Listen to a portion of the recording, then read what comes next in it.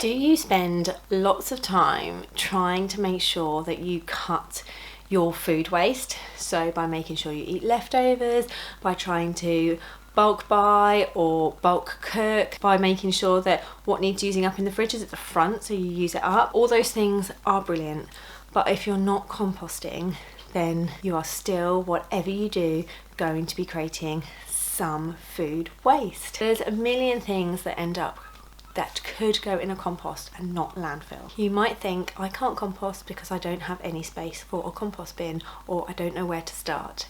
This video is what is going to help you. In whatever space you have, whether it's just an apartment, whether it's a small courtyard garden, whether you've just got a little space out the front, you can compost. There are several ways that I compost, from a huge pallet made 3-bay compost bin down at the allotment to my tiny sub pod in my garden. I compost cold compost and hot compost, and I also use a Bokashi bin. A lot of compost, I know. But there's benefits to all of them, so I'm going to talk through a few of them today so you can choose which one you would like best. You're going to want some kind of caddy in your kitchen that you can just fill up, and then every now and again when it's filled, take it out to the compost bin. Now probably the easiest one is cold composting. So I've just had for years, since we moved into our house about 6 years ago, I got these Dalek bins. I always had two because my mum told me it was good to fill one for a year and let one rot for a year. They don't look the prettiest, I'll give you that. I had two here in this area that I'm showing you now before, and I had lots of plants and things growing around them, so they looked much better and they were hidden. I'm redesigning this bed and moving the compost bins out into my alleyway. My neighbours don't mind this. If you've got a small alleyway, this could be a good place to put a compost bin. You can just ask your neighbours. They're not blocking the way. It's quite overgrown, our alleyway anyway. I'm on the mission of wanting to trim it this week. So if you've got an alleyway like that, that's a good way to put them, or if you've got some trees or anywhere you can hide them behind.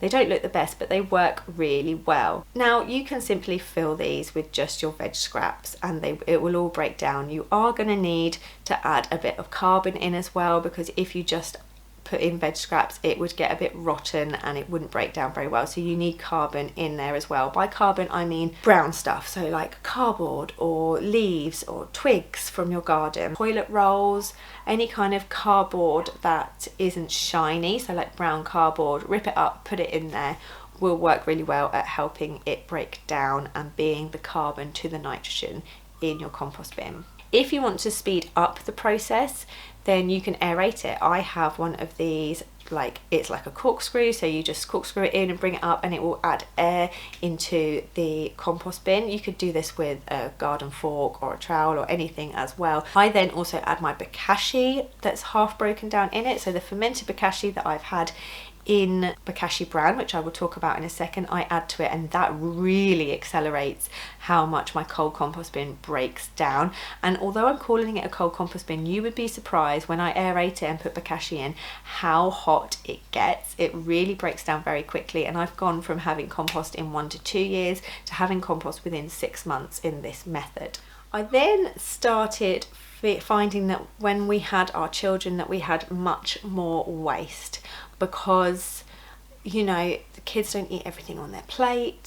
Sometimes family life gets busy and I would miss things in the fridge, so I then looked into ways that we could compost all of those things: bread, bones, rice, any kind of starchy things. So I was looking for something that could do that, and that came in the form, for me in the end, I went for a Bokashi bin. Now Bokashi works in a different way to regular composting. It doesn't have any air, so it's anaerobic rather than aerobic, and you need a couple of things to start making Bokashi. You're going to need a bin, a Bokashi bin, and you also need Bokashi brand. If you want to look more into Bokashi, please do go and visit my video that I've made on it with the full details on it. So I then add this Bokashi, once it's been fermenting for 2 weeks, into my cold compost bin or into my sub pod now. Which brings me onto the sub pod. If you have a small space, the sub pod is brilliant.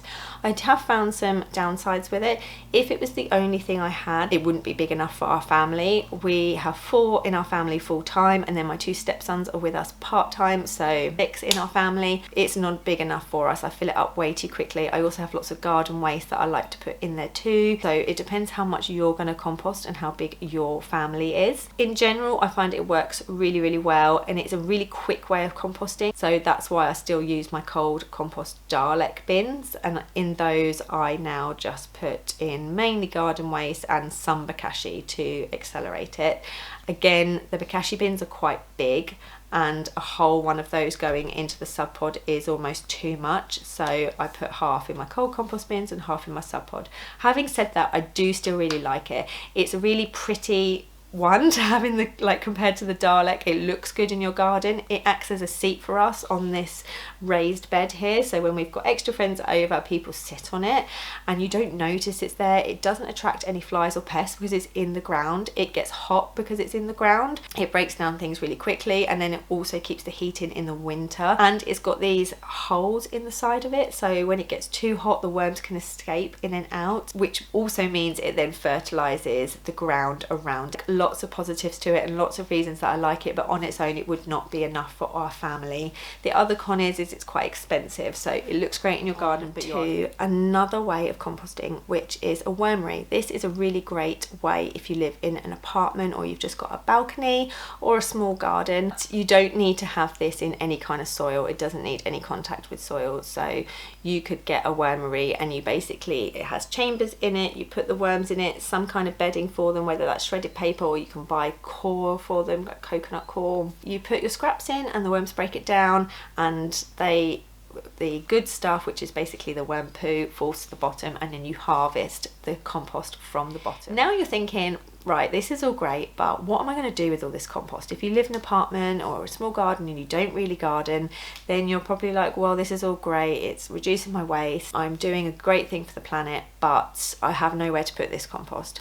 You 100% do. Despite the huge amounts of organic matter that goes into all of my compost bins, I actually get very little back out of it because it all breaks down to really a small amount. So don't worry about that. If you've got a couple of pots out on your front step, or you've got a window box, or you've got a pot on your balcony, by the time you filled that pot, most of your compost will be gone, and you know, you do that a couple of times a year, the compost will be gone. It will store for a while, you can leave it to cure, you can put it in a big plastic bag if you've got somewhere to store it, or donate it. Somebody, you know somebody with a garden, just say, can I spread this little bit of compost on your bed? Local community gardens, local community centres, anywhere like this will let you donate your compost. Go down to your local allotment and ask. Go onto Free Cycle, offer it on their Facebook Marketplace. Just say, I've got a bag of compost, it's free, who wants it?